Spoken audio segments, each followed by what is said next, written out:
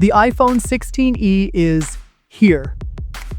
Apple has officially launched the iPhone 16e, a device that replaces the beloved iPhone SE series with a modern redesign, improved performance, and a brand new naming convention. This is a significant moment, as the SE line was long known for offering classic iPhone features at a lower price.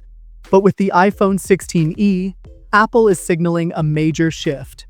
It comes with an updated design, a new price point, the powerful A18 processor, and most notably, Apple's very first in-house 5G modem, the C1.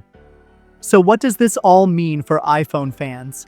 And is the iPhone 16e worth the $599 price tag?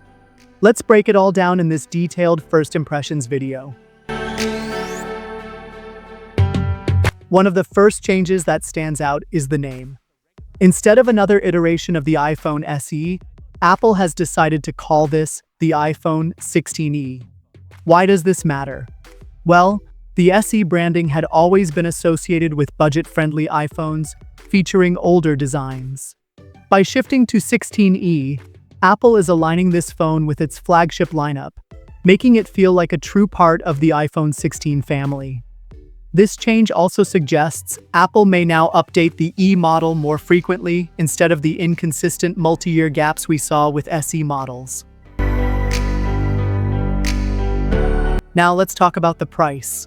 The iPhone 16e starts at $599. That's a notable $170 jump from the previous iPhone SE 2022, which started at $429. However, Apple has adjusted the storage configurations to justify this price hike. Unlike the base iPhone SE, which started with just 64 GB, the iPhone 16e comes with 128 GB of storage by default. That's a welcome upgrade, but there's still a price gap. The iPhone SE with 128 GB used to cost $479, meaning the iPhone 16e is still $120 more expensive. For context, the regular iPhone 16 starts at $799, which means the 16e sits in an interesting position, more expensive than traditional budget iPhones, but still cheaper than a flagship. In the broader market, it finds itself competing with devices like the Google Pixel 8a, $499, and the Samsung Galaxy S24 FE 650. So while it's still one of the more affordable iPhones, it doesn't quite hit that perfect $500 sweet spot many consumers were hoping for. In terms of design, the iPhone 16e heavily resembles the iPhone 14. It features the same flat-sided aluminum frame, a glass back, and a 6.1-inch display. There are, however, some notable differences. For one, instead of a mute switch, the iPhone 16e has an action button, similar to the iPhone 15 Pro models. This customizable button allows you to assign different shortcuts, such as launching the camera, activating voice memos, or even running custom shortcuts. Since the iPhone 16e lacks the new camera control button found on the standard iPhone 16 models, Apple is promoting the action button as a way to quickly activate features like visual intelligence searches. The phone also adopts a USB-C port, replacing the outdated Lightning connector.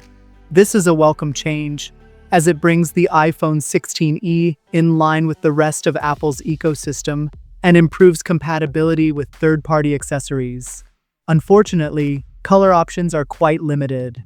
Unlike the vibrant choices found in the iPhone 16 lineup, the iPhone 16e is only available in black and white.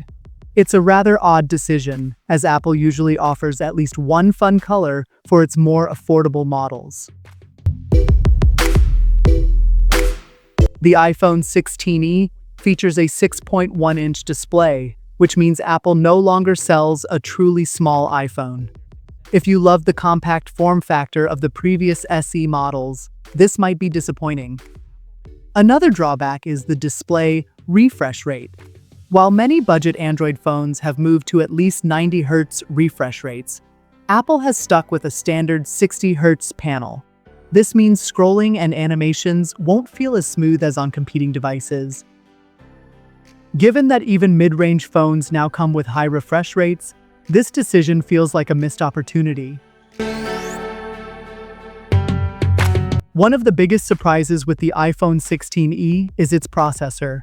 Unlike previous SE models that used older chips, the iPhone 16e is powered by Apple's latest A18 chip, the same one found in the iPhone 16 and 16 Plus.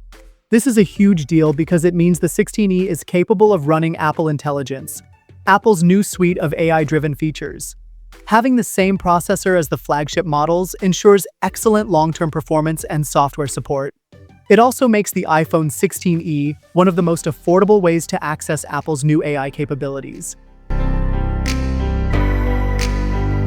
Another major highlight is Apple's first in-house 5G modem, the C1 chip.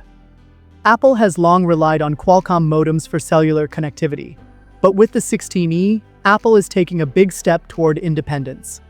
Apple claims that the C1 modem is the most power-efficient modem ever in an iPhone. If true, this could mean improved battery life and better connectivity. However, real-world testing is needed to see how it compares to Qualcomm's tried and tested solutions. The iPhone 16e comes with a single rear camera featuring a 48-megapixel sensor. While there's no dedicated ultra-wide or telephoto lens, Apple is using sensor cropping to create a 2x zoom option, essentially simulating a secondary camera. On the front, there's a 12-megapixel selfie camera with Face ID. The phone retains the classic notch design instead of the dynamic island found on higher-end iPhones. One of the biggest disappointments is the lack of MagSafe. Without it, the iPhone 16e doesn't support MagSafe accessories and is limited to slow 7.5W wireless charging. This is a downgrade compared to most modern iPhones, which offer 15W MagSafe charging.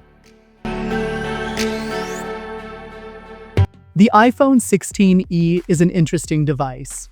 It brings significant upgrades over the iPhone SE, including a larger display, modern design, better performance, and Apple Intelligence. However, it also makes some compromises. No high refresh rate, no MagSafe, and a higher price tag. If you're looking for an affordable iPhone with modern features, the 16e is a great option.